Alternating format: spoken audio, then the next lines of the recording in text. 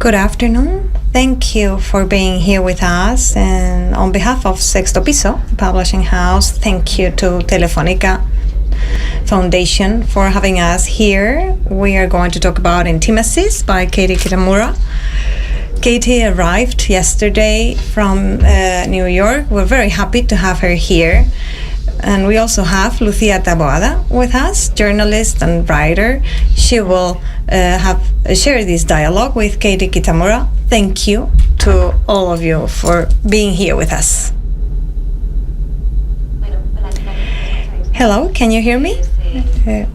Well, thank you for coming this afternoon, also to those of you following us online.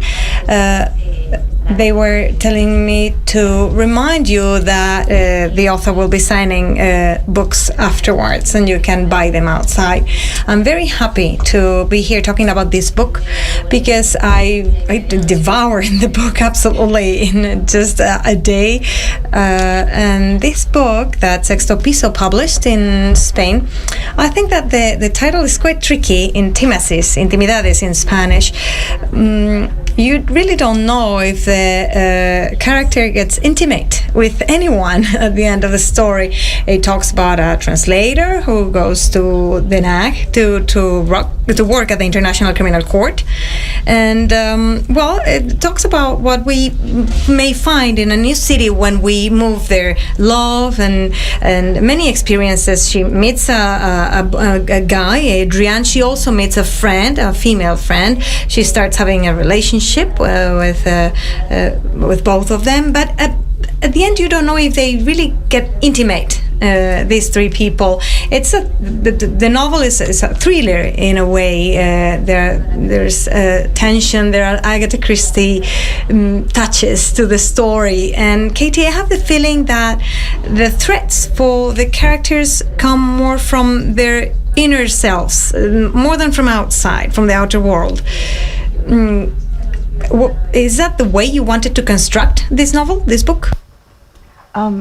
Yes, but thank you so much for that wonderful introduction and those very kind words, and thank you to all of you for being here. It's absolutely wonderful to be in Madrid today.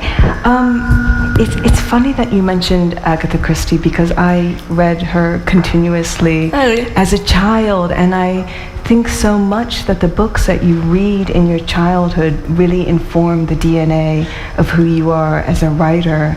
And so in that sense, although I don't write, I think, traditional or traditionally satisfying mysteries, in so many ways the kind of genre of the mystery or the thriller, I think, does inform a lot of what I'm writing. But I'm always hoping that what happens over the course of the novel is that the answers to the questions that the book is posing are not located in plot or an external event, but instead are kind of internal. So they're kind of resolutions that are found through the psychology of the character. So yes, in that sense, I think I was absolutely playing with kind of elements of thrillers or elements of mysteries, but really trying to see how I could deconstruct them in some sense.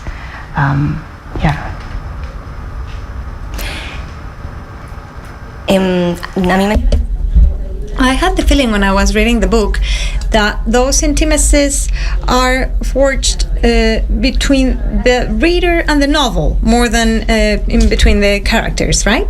Yeah, that's such a lovely way of putting it. You know, I really do believe that books are made in the relationship between a reader and a writer. When I'm writing the book and it's just for myself and I am the only reader of the book in the early stages of making the book, then it feels like I have control over what the book is. But I think the moment you invite a reader in, you give up that control and you allow the book to be whatever it is that the reader also finds it to be. And in so many ways, I think I'm tremendously grateful to every reader because I think it is such a deeply, as you say, intimate thing. It's an intimate and also very optimistic thing. Every time you read, you're opening yourself up to another mind. You're making yourself vulnerable to another person. And to me, that's an act of great optimism. So I am always very grateful to my readers when they when they take up the book and they take a chance on the book. I mean, the title of the book, Intimacies, as you said, is quite specific. And one of the things, for a very long time it had a different working title. It was called Terra Firma, and it was, because in many ways it's a novel about a character who is looking for a sense of home, who's looking for solid ground. But at some point, all my editors said that title is not going to work and you have to change it. And I had a quite short amount of time to come up with another title for the book. And somebody suggested that I read through the book, and I tried to see if a title came out of that experience of reading the book again. And as I finished the book, I realized that throughout the novel there are so many cases of intimacy, I would say in an almost negative sense, intimacy that is a form of aggression or an imposition of some kind. The book is full of sexual harassment and sexual intimidation. At the heart of the book there is the kind of very troubled relationship between the narrator, who is the simultaneous interpreter for a war criminal, and her very kind of powerful sense that she is too porous, she's too close to him in some way, that it is too easy for her to inhabit his point of view. So, particularly in the United States, the word intimacy has very kind of, I think, quite positive connotations. It's something that we're taught to seek out in our relationships with other people. But as I read the book, I really came to realize that there are other forms of intimacy that are, I think, ultimately quite destabilizing for the narrator. So that is why the title is Intimacies in the plural. De hecho, lo acabas de mencionar ahí. In fact, you mentioned there are some unwillful intimacies in the book as well. There may be dialogues that are maybe something that the character doesn't want to share. Yes. So you're saying specifically in the sense that there's information that the narrator withholds from the reader? Is that in that sense? Sorry, I'm not sure I understood the question. Sí.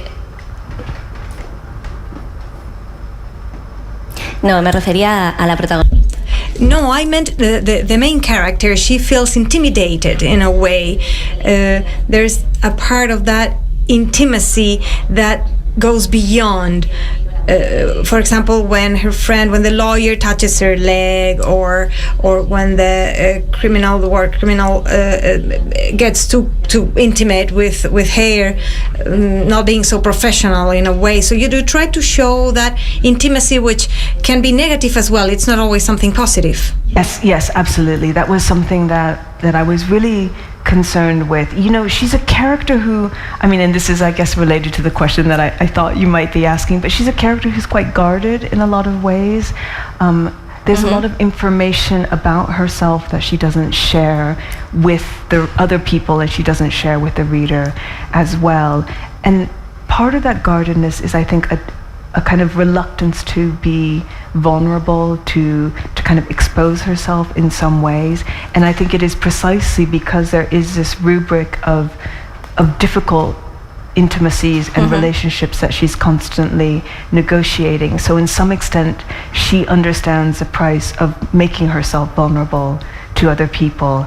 And that is absolutely, as you said, there is a lot of sexual intimidation in the novel. And when I thought about it, it made a lot of sense, because it's a novel. Always from the beginning, I wanted it to be a novel about power, and I wanted to think about how power functions, both in the institutional sense, in the sense of the court that's at the heart of the novel, but also in the interpersonal relationships between the various characters.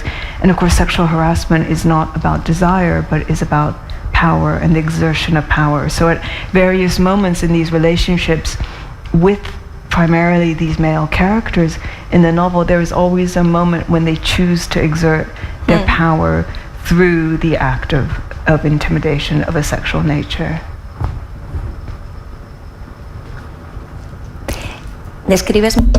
You describe very well how strangers get close to you, get in your intimacy. How is that process to getting to know someone new? How is that process?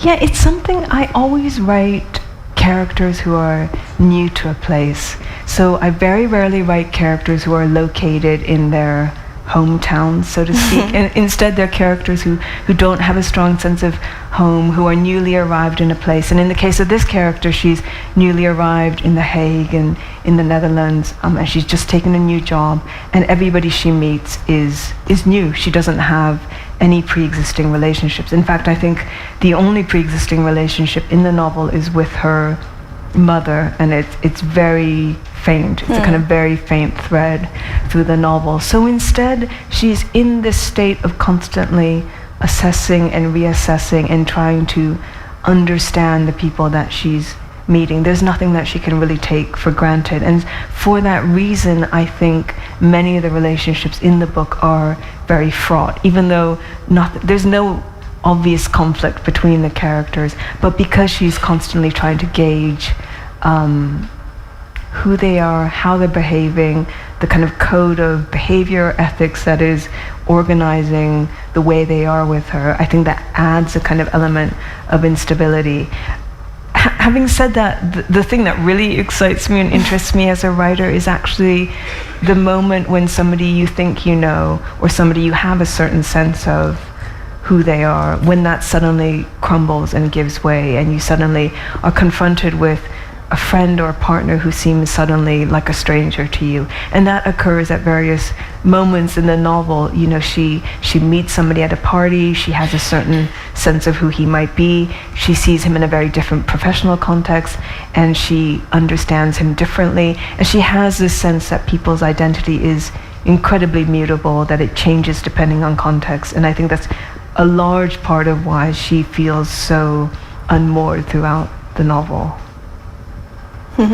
Ella es she's an interpreter then in The Hague, like you said, and that's quite a quite curious element for a novel context. Are you aware that tourism improved in The Hague after your book was published? Because I had never Googled for The Hague. Well, of course, I knew about the ICC because of my work, but I did Google about The Hague. I started, I became curious about how it would be living in a place like that. I think you went there, you had a session, you attended a session there to do some research for the book. And how was it for you attending one of those sessions in the ICC? It must be quite interesting. What did you discover there? Yeah, it was fascinating. I went to The Hague for a week. I was telling somebody earlier today that I was living in Berlin at the time with my partner. I was about 6 months pregnant. I had just started writing this novel, and I kept thinking, Berlin is very close to The Hague, and I should go and do this research, because once I have the baby, I'm not going to be able to travel. And I was very reluctant because I was very pregnant and quite tired, and my husband said, you have to go because it will make or break the book.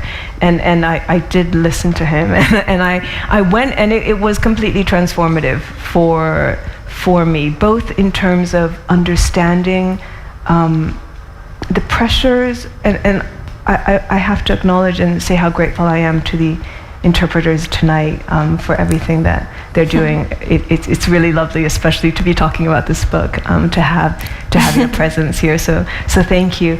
But I think I'd written a novel that was where the central character was a translator, and I'm very interested in characters who have language passing through them, who are not necessarily the authors of their own speech. And I think that has a lot to do with a general interest in passivity and agency. I think when I teach creative writing, and one of the things that people often say is, does the character have agency? But the reality is that for me, I feel that so many of us, in fact, don't have agency. And so I'm quite interested in characters who are not in control of the narrative, who are not in control of the story of who they are and of their life. And so that was one of the reasons I was naturally drawn to the, from a translator to an interpreter. It felt like quite a natural movement for me as a writer. But in fact, when I went to The Hague and I interviewed a number of the interpreters who were working at the International Criminal Court, which is the court that the court in the novel is very loosely based on. When I interviewed them, I realized that I had misunderstood quite a lot about the act of interpretation, particularly simultaneous interpretation. I realized that they were working under extraordinary pressure. I realized, for example, all of the interpreters at the ICC have access to psychiatrists and psychologists because I think the psychological toll of their work is quite considerable. But beyond that, I think I didn't understand the degree to which the act of interpretation is a performance in some ways, that you have to give words meaning through delivery and content. The irony is something that is conveyed through delivery rather than simply the literal words on the page. So my sense of the job was transformed by going to The Hague. And in terms of the city itself, I had a really interesting experience. Much as a character does in the early parts of the novel, I walked around, I chose the neighborhoods where I thought my characters would be living, I did the commute that my character would do to the ICC, and the entire time I thought there's something a little bit familiar about this place, but I don't really know what it is. And it was only after I finished the entire draft of the novel that I realized that I had in fact spent considerable stretches of my childhood in The Hague. My father took sabbatical. He was an academic and he taught at a university there. So suddenly all of these memories from my childhood, which had been quite free-floating, I was able to locate, and I could literally call up Google Maps and say this took place here and this took place there and this took place, wherever it was. And that was such a powerful experience that although the character in the book is by no means me, I just gave it to the character, and in the second draft I went back and I wrote that in, and so she has this particular relationship to the city, which I also have, and which I think was part of what was drawing me to write the book without my really knowing it. Qué bueno.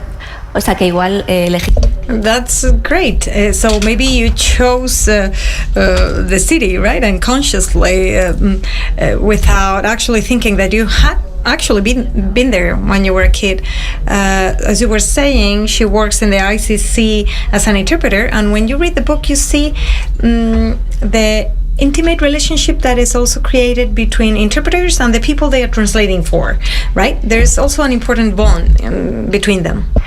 Yeah, absolutely. I interviewed somebody at the ICC who, much like my character, was the primary interpreter for one person who had been accused of war crimes over quite a long period. I mean, I think that's another thing, that I knew intellectually, but I didn't really quite internalize, is that the trials at a tribunal of this nature are very long. They're over several years. And so this particular interpreter, over the course of, I think it was 3 years, he worked very closely with one man who had been accused of genocide. And he said to me that he was found not guilty. And he was found not guilty on what the interpreter felt were technical grounds. He himself felt that morally, ethically, he had done everything that he'd been accused of. And he said when he was found not guilty, he started crying in the booth from relief because he'd become so closely identified with this man. And he said that was a moment when he felt like he lost his grounding. He lost the kind of moral grounding had given way beneath his feet. And he said it was a profoundly destabilizing moment where his point of identification over the course of those years became with this man who he knew had committed terrible atrocities, and yet on their day-to-day exchanges he was pleasant. He asked about his family, and that was something that really stayed with me, and that was something that I wanted to think about. The way that the interpreter was only doing his job, but he felt that he had been in some way, in a very personal way, compromised by the work. Bueno, en tu anterior You also chose an interpreter in another work. I think you like working about or with characters that work with language. Do you think that language is the most intimate thing that we have as human beings? Well, absolutely, because I think language is not only how we communicate, but it's also how we come into being. It's how we form our character in a really fundamental way. The book, I realized, after I'd written it, in a lot of ways did come out of my experience of childhood, which is I grew up in a dual language household. In my family, we spoke both Japanese and English. And so I was very, very young when I realized, first of all, that there are things that can be said in one language that can't always be said in another language. So there are these gaps, there are these kind of alleyways that are hard to traverse in some way. But the other thing I realized is that my parents were very different depending on what language they were speaking. And some of that had to do with facility of language. So, when they were speaking Japanese, which was a language that they were fluent in, and a language in which they had a very large vocabulary, they were playful, they were confident, they were able to express themselves with wonderful precision. And when they were speaking in English, that wasn't always the case. It was increasingly as they became more and more fluent. But the sense that character, who you are, your own identity shifts according to what language you have access to was very powerful for me to see as a child. So I think language in that sense is incredibly intimate, not just because it's a material that we use to communicate with each other, but also because it's a material we use to make ourselves come into being in some way. But I do love characters who work with who not only work with language, but who work with other people's language. I'm very interested in what it means to have language pass through you. So I have a translator in this novel. She's an interpreter, and in the novel that I'm writing right now, she's an actor. So she's again somebody who speaks the words of other people. So I'm really interested in what that means in particular. And I think that's in part because it allows me to think about what it means to write. Because I think when I am writing, to a very large extent, what happens is that you channel the language of another person, another character that you invent, or another world. And so I think to think about interpretation was also a way for me to think about fiction and about writing. So that is definitely one of the reasons why I'm preoccupied with it. Así que ahora estás escribiendo otra novela. So you are writing another novel now, and the main character is an actress. I don't know if this is exclusive information or if it was already known by everyone. I probably shouldn't talk about it in that sense that when you talk about a book before it's done, it's a little bit, I don't know. You don't really know how it's gonna go ultimately. I haven't shown anybody any of the book. But I mean, I guess I will talk about it just in the sense that it's these kind of recurring themes for me is language, is a character who works with language, a character who doesn't have complete ownership or control over the language that she speaks, and it's a female character again. And then because in both interpretation and in translation, I think in all these books I'm very interested in the idea of performance and how we perform identity both to ourselves and to other people. So in that sense, I think it kind of all has become inevitable that I would write about somebody who is an actual performer and who is literally performing a role. I mean, there's not that much, maybe it will relieve you to hear, I don't know. There's not that much that's actually set in the theater, but it's more kind of structure or mechanism that organizes the book. Estamos deseando, creo que todos leerte. I think we are all really waiting to be able to read it. Something else that is present in your books is uncertainty. I wanted to ask you whether you think we are a society that can't really manage uncertainty well.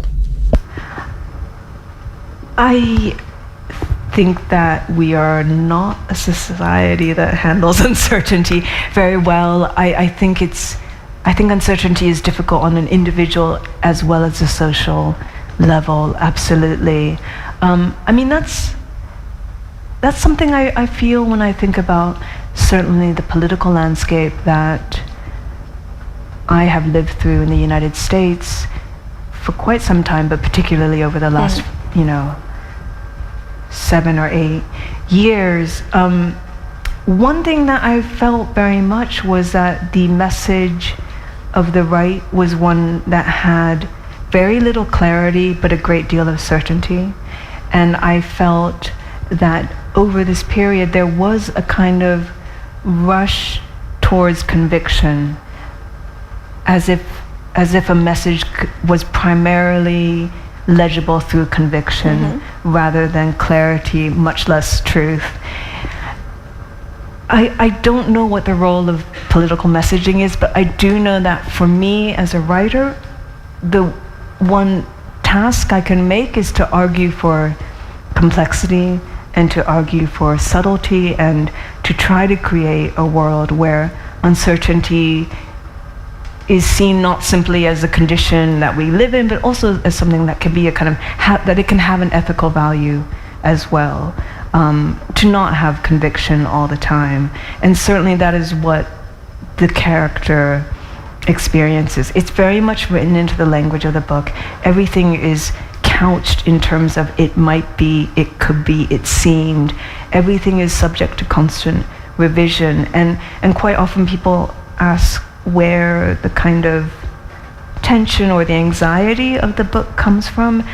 And some of that is of course, comes from plot and event. But I think a lot of it is actually from the structure of the language and the sentences, where there's very little that is asserted with very much authority or conviction. Instead, it is always doubling down on uncertainty.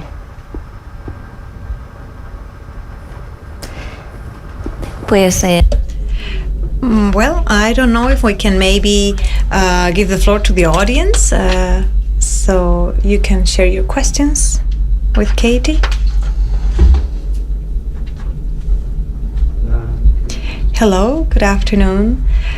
I saw that you have an interesting concern about language, and I would like to know what's your opinion about the saying that says that any translation is some kind of betrayal.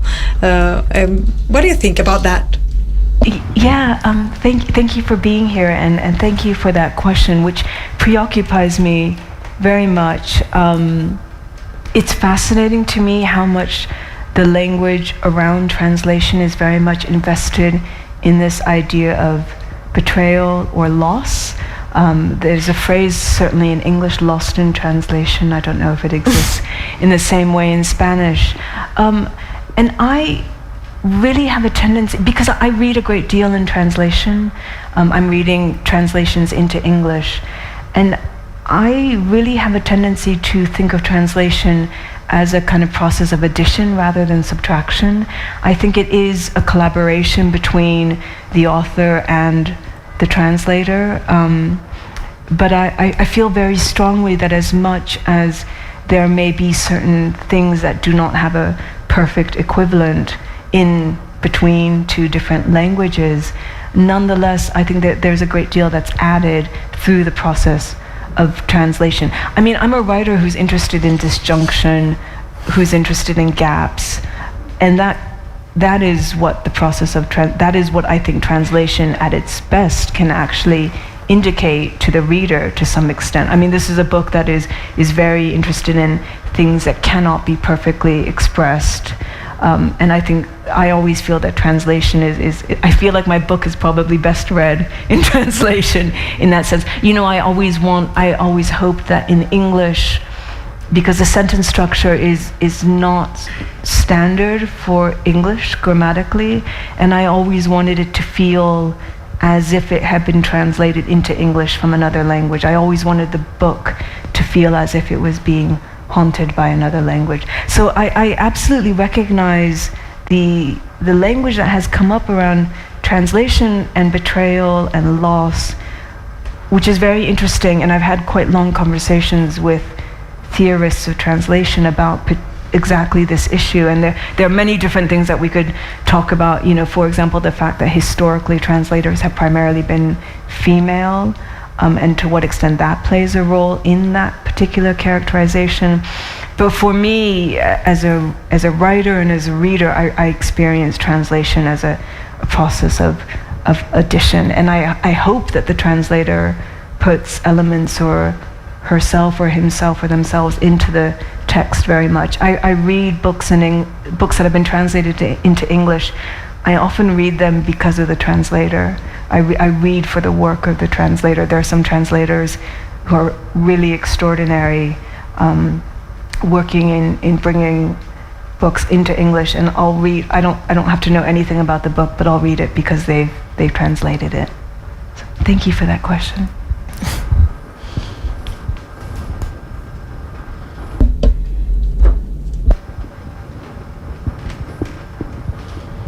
I have my vision or my analysis about North American literature is focused towards the main aspects that are treated nowadays, and I believe that intimacy and personal relationships may be a topic which is highly demanded by readers. What do you think what is the trend nowadays regarding this type of literature in your country? Is it demanded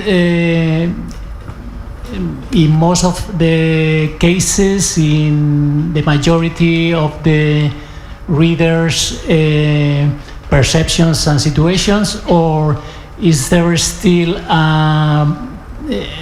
do people prefer bestsellers and science fiction or other type of novels? And are you in part also referring to...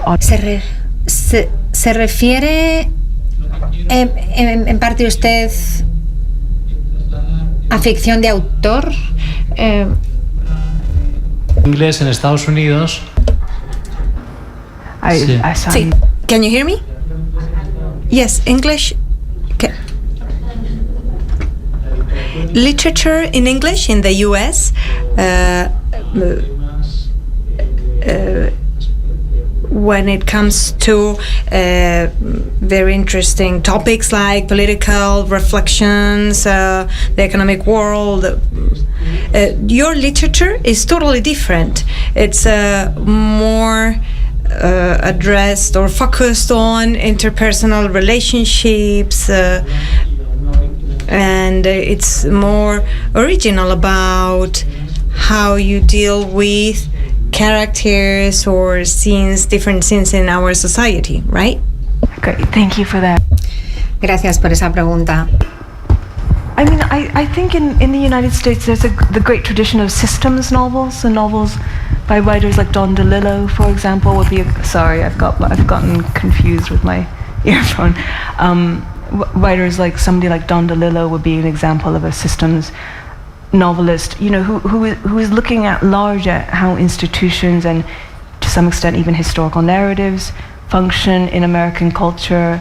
The book that just won the Pulitzer by an Argentinian writer called Hernán Díaz is, to my mind, has some aspects of a systems novel, in that he's looking very particularly at how finance works in the United States, how historical narratives are created, and then how the novel as a form is implicated in that creation of narrative. So I think there's certainly a very long tradition in American fiction of that kind of novel. I do agree with you that right now there is a real interest and tendency towards first-person narrative. For example, I think there are a lot of first-person novels in the United States right now.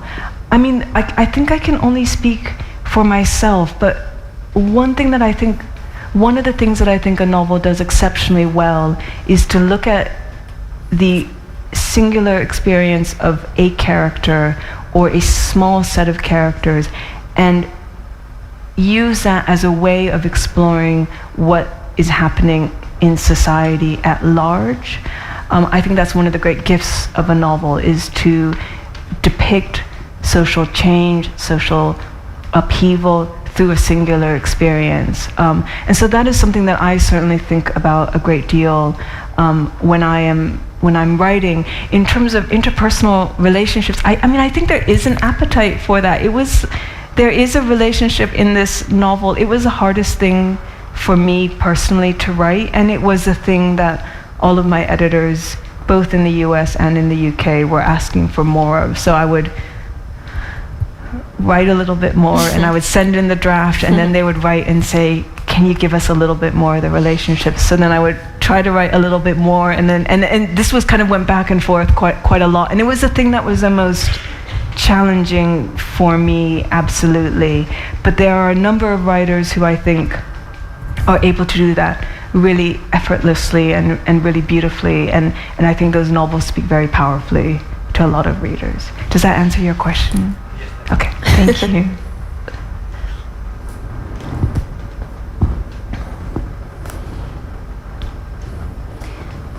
Bueno, mientras la gente está... Well, while we get some other questions, I wanted to ask you as well. I read an interview and you said that you liked Javier Marías, the Spanish author, a lot. So I wanted to ask you if you read Spanish literature often. I do. I'm such a, I just got a message from a friend of mine, an American novelist called Antoine Wilson, who wrote to me and said, I'm so jealous you're in Spain and you're in the land of Javier Marías. I mean, I'm a huge admirer of his work, which is very, very significant to me. As a reader, I was really devastated when he died. I mean, there have been a lot of deaths in the last few years. That one in particular was I couldn't quite believe there wouldn't be any more books. I was counting on them in so many ways. And I was telling Jose, my editor, that I was talking to another American fan of his, the novelist Jeffrey Eugenides, and I had at one point he was in Brooklyn doing an event, and I'd been invited to a dinner, and I wasn't able to go, and I said, I'm never gonna get to meet him. I can't believe I didn't go. And Jeff said this thing, which is so true. He said, you met him in his work, and that's the most significant encounter. And that is he's a very important writer to me. But I also love Enrique Villamatas very much. I think he's a absolutely wonderful writer. I've recently read some of Javier Cercas. I apologize because I'm butchering the pronunciation of all these names, and it's very embarrassing. You can tell I'm a reader rather than a speaker. I think they're all wonderful writers, and I'm reading right now. I don't have my bag with me, but I've been reading Eva Baltazar. Who wrote a novel called Permafrost and a novel called Boulder, which many of my friends love very much. And then I do read quite a few Latin American writers as well. I think there's a substantial readership for those writers in the United States. In a lot of ways, because I'm not able to read in Spanish, I feel myself to be at the mercy of what gets translated into English. So I do. There are some wonderful translators into English. Margaret Yul Costa, who is Marias's translator. So anything that she is going to translate, I'm absolutely going to read, because I just, she's been so important to me as a reader and as a writer. But I do love a lot. I mean, these writers are really foundational to me.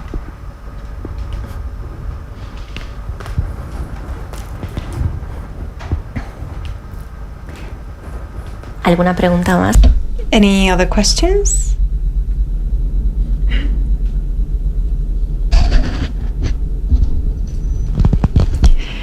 Hello, Katie. You talked to Lucía about the novel and how there are different kinds of relationships between different people with some instabilities. You talked about the love relationship, also the friendship with the accused and the interpreter. And I'm interested in the relationship of the main character and her friend, because it's kind of weird, right? There are some misunderstandings. At some point, they have dinner with Adrian and they are playing some gaslight on him. So I'm really interested about that relationship and what you were trying to show with that relationship.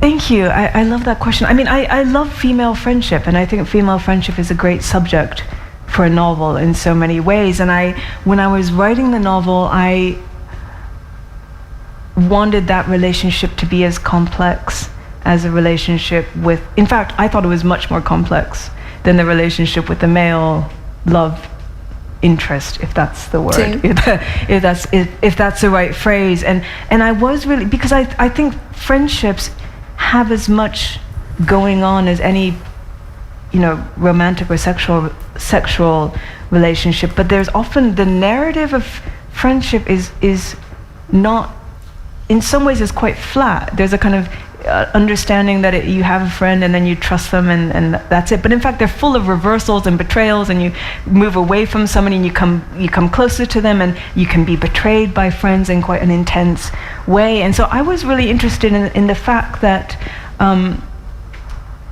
the romantic narrative, that relationship seemed to allow for so much more turbulence than the friendship between the women, whereas to some extent I found the friendship with the women much more interesting to think about. I don't know what I was exactly trying to convey other than the fact that I wanted that relationship to be as mutable and as inconsistent as the romantic relationship as she experiences it. I wanted it to be as full of the potential for betrayal as some of the sexual and romantic relationships in the book. But it's been interesting because I do think, at least in the United States, a lot of the focus of the readership has fallen on the love story rather than on the friendships. But the friendships, to me, are equally important to the novel.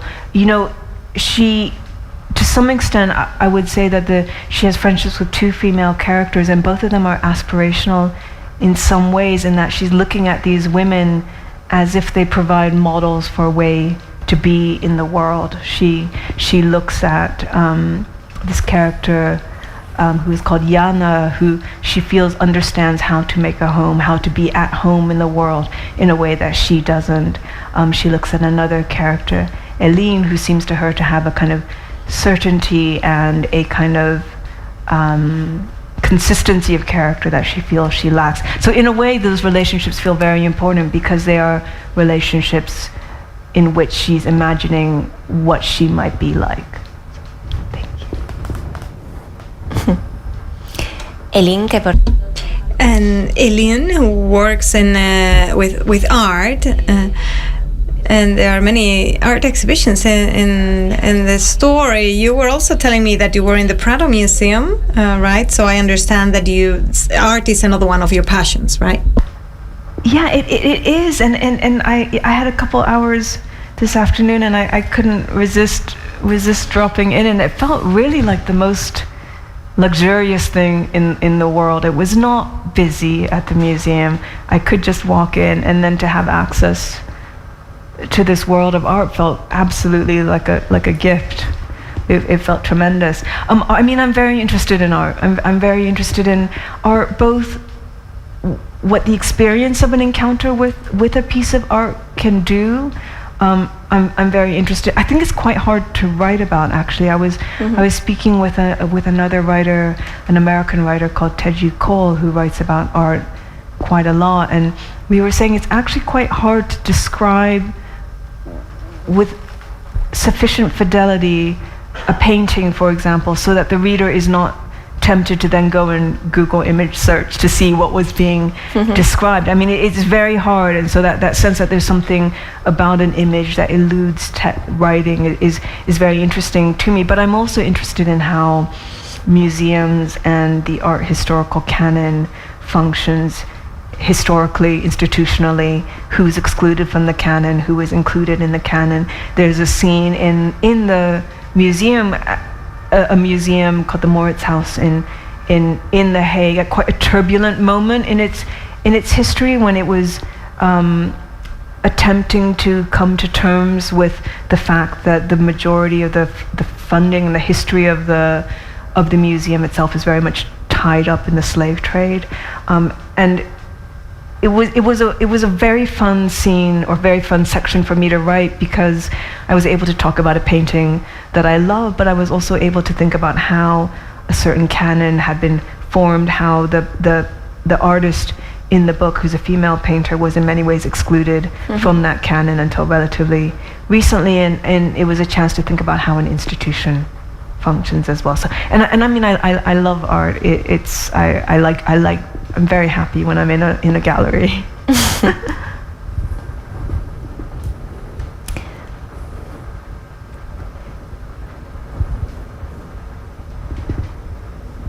Hi, good evening. Hi. Thank you for being here. To be able to listen to you speak about your book and culture in general. My question turns back to the first question that you answered a little bit, because I relate a little bit in the sense of I look for certain translators when it comes to time to read something in Spanish, to the point that at this point I will read a lot of things written from the Norwegian and translated into the Spanish because of who's responsible for those translations. Right. Because I've come to expect that when I read a sentence translated by them, I am listening or reading to what like Norwegian sounds in Spanish, in a very characteristic way. And since you said that you wanted the book to feel odd in that sense, that you wanted it to feel as if translated into English, I wondered in that sense if you have ever noted or thought about how your bilingual upbringing, in particular Japanese, and its own influence exerted upon your English has maybe shaped your syntax, the way that you construct a sentence, etc. Thank you. That's a really lovely question, and I'm so curious to hear which Norwegian writers you've been reading in Spanish. Who are the writers who are read widely here? Well, there was quite a boom some years ago for Karl Ove Knausgård, but the same translators doing his work have worked jointly on Jostein Gaarde's World of Sophie. I don't know if that's I don't know that one. Sophie's World. Oh, yes. Yeah, sorry, I didn't know how to properly convey that. There's also a recently rescued writer called Tarjei Veses. Yes. He's wonderful. Yeah. All those, as well as some works by Knut Hamsun as well. Yes. Thank you. Sorry to be nosy and ask about. I love thinking about. When I read, I'm always, if I like a writer, I read everything that they've written, and then I try to build the context around them, and I try to understand the lineage that they've come out of, and I know. Because Knausgård publishes my work in Norwegian, so I know that some of those writers are very important to him and have influenced the way he writes. But to get back to your question, I wish I could say, I really wish I could say that the syntax of Japanese has directly influenced the syntax in my English writing. I don't know if that's true. I do know that the form of Japanese novels has really influenced the way I write. So, I write very, very short books. I think they're almost half the length of what would be considered a standard novel in English, in America, but they're very much a standard length for a Japanese novel. If you look at Kawabata or even Kenzaburo Oe, they're all writing Tanizaki, they write quite short novels. They're often first-person novels, and that's a lot of the fiction that I grew up on. Those are the books that I read when I was a teenager. They're the books that made me want to be a writer. They're the books that informed what I thought fiction was. I kind of went from Agatha Christie to Kawabata and Tanizaki in some way. So I think, although I have never written anything that's set in Japan although I am unable to write in Japanese, I think in so many ways that has informed what I think of as a novel. And I think one of the wonderful things about being a fiction writer is that, you know, nobody really knows what a novel is.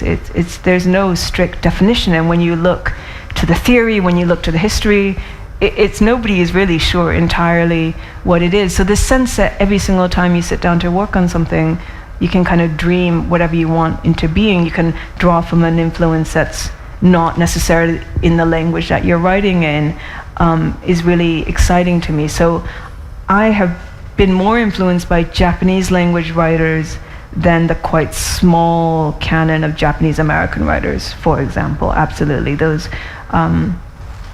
Japanese first-person novels have been very important to me as a writer. Thank you for that question.